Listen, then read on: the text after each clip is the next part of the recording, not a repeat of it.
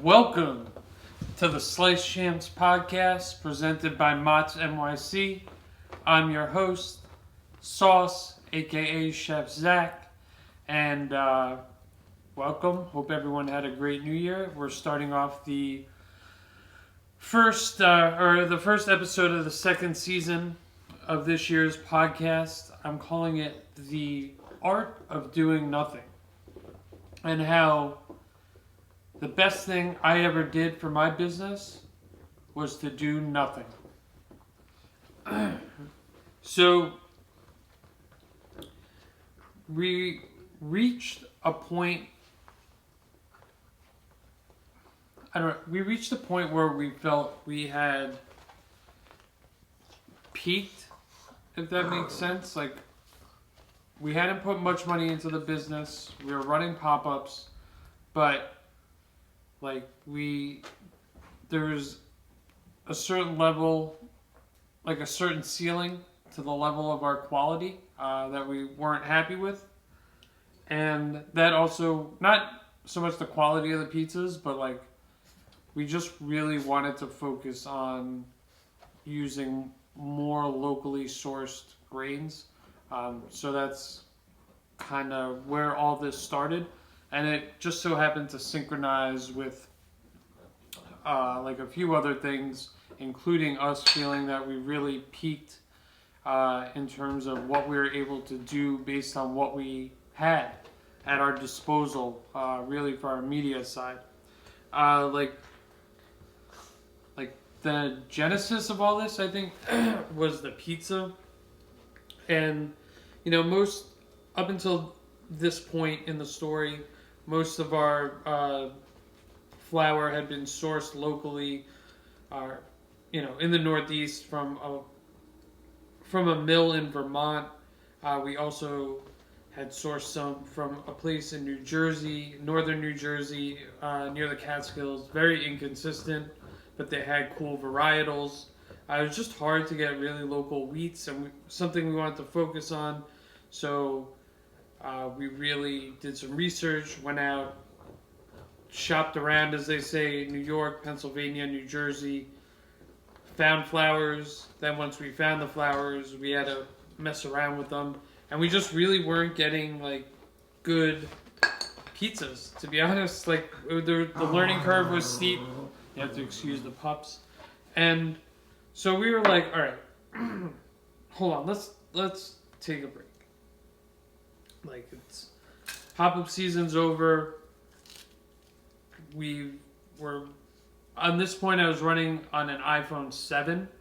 So, we needed some technology upgrades. And,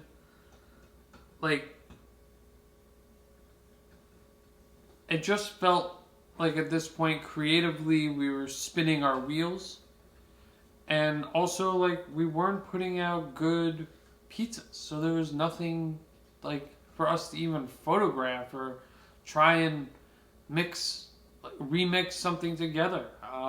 We really just, we're creating a lot of bad content. And because at the time, we were doing the Gary V, 4 posts a day, and it works, get yourself out there.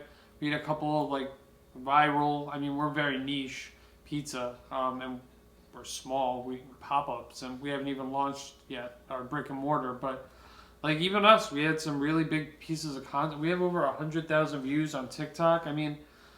Good stuff, we learned a lot by just getting out, doing the pop-ups and creating. It was a great experience, but we just had plateaued, and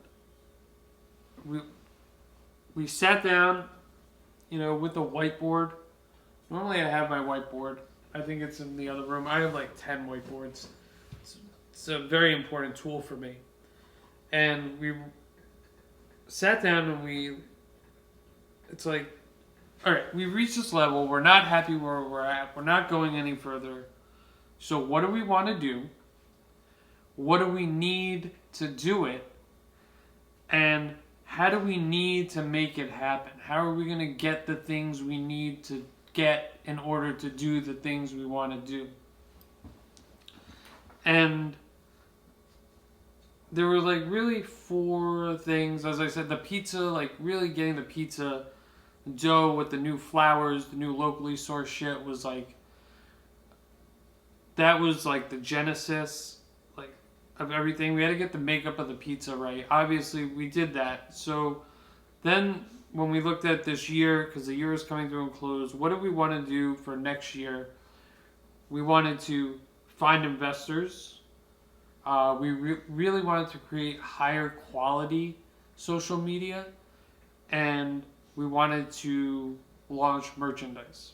That was like what, when we started to level out creatively what we felt were the important things to do, and how we wanted to do that. We're gonna create a really super dope pitch deck, and we're gonna just make a really tight pitch and just really concentrate on getting money behind the business.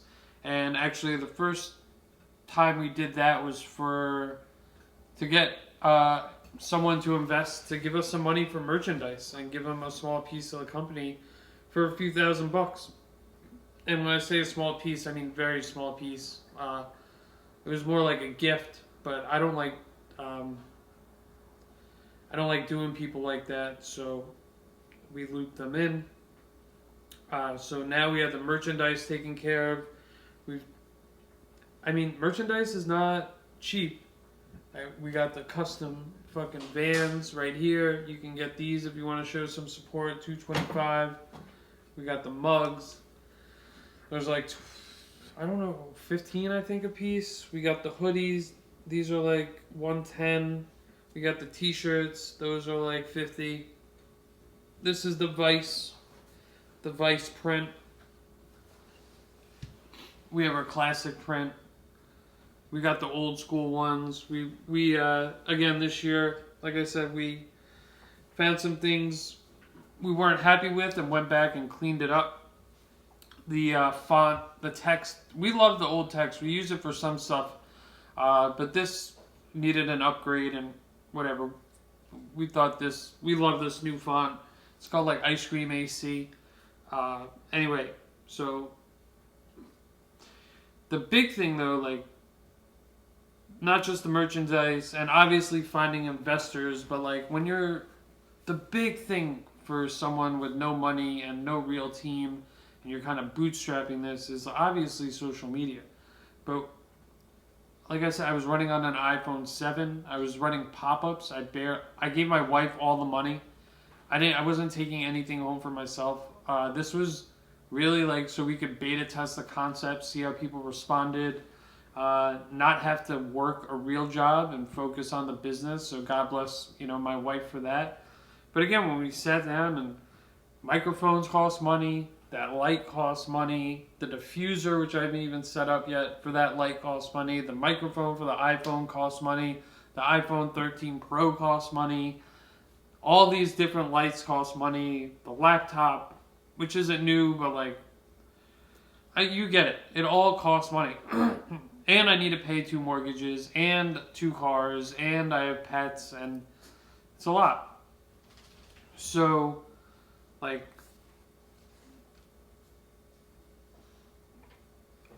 basically, once we decided what we needed, what we wanted, we had to create a roadmap of how to get there. And for us, that meant like shutting down the pop-ups, shutting down social media. Social media is such a time suck, not even just scrolling it, but just creating with it and like seeing what other people are doing, staying constant, finding music, making edits. It's a real pain in the ass. It's not really, I enjoy it, but it's a real time suck of your day, the media side of things. And so we just decided, like, we're just going to cut all of it.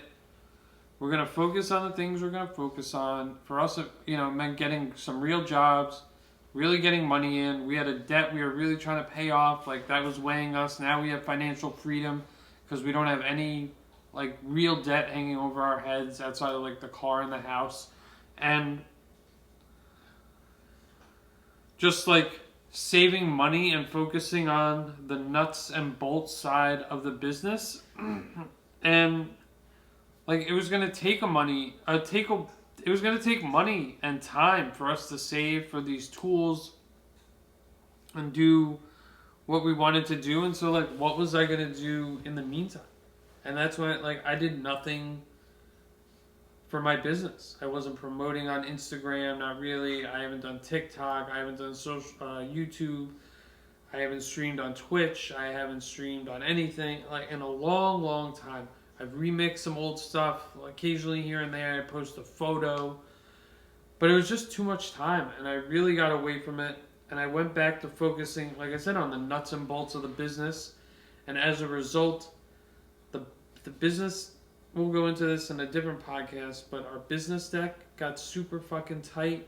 We were able to bring in investors. Hopefully this year we're actually going to launch a brick and mortar. We got a few tranches of money coming in from separate investors. We're looking at spaces right now. Hopefully in the next 3 months we're like up and going. You know, I know this isn't the most interesting of podcasts.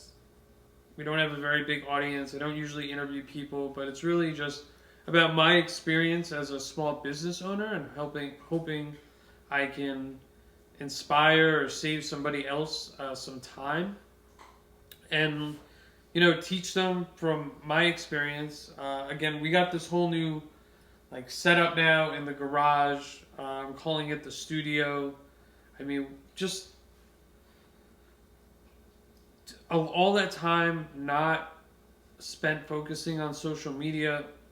I've been reading a lot of marketing books, business books, social media books, just reading, you know, one chapter a day. You know, that was it. Just like when I got a job, if I could just save 20% of my paycheck and put it solely towards this, and the dividends really start to compound. Let me see. Is there anything else on my card?